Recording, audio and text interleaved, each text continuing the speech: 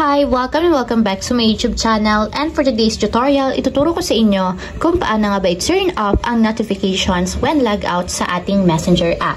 But first, subscribe to my channel and don't forget to hit the subscribe button and the bell to notify you for my new updates. And kung to learn more, just keep on watching and let's start.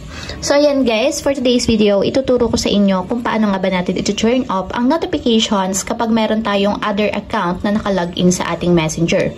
Minsan kasi guys, nagnanote pa rin sa ating Messenger yung mga nakalog out na account sa Messenger. So para ma-turn off or kung ayaw nyong maistorbo ng mga messages galing sa ibang account, ang gagawin lang natin guys is i-open lang natin yung ating Messenger. And make sure guys na updated yung Messenger app na gagamitin natin. And dito naman sa chat list, itap nyo lang yung 3 horizontal lines na dito sa upper left corner.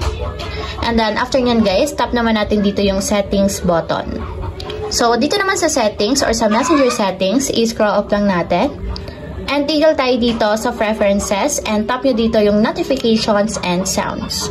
So, dito sa notification and sounds guys, i-scroll up lang natin and punta tayo dito sa pinakang dulo. So, hanapin nyo lang dito yung notify and background and notifications when logged out. So, gagawin nyo lang guys is itutap nyo yung switch button sa right side niya para ma-turn off yung notifications sa ibang account. So, tap lang natin yung switch button.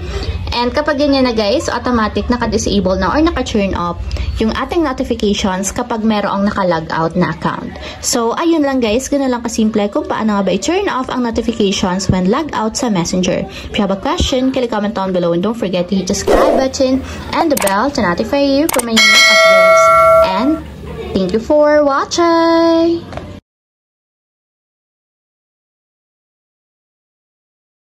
Living life, every day, late at night, not okay.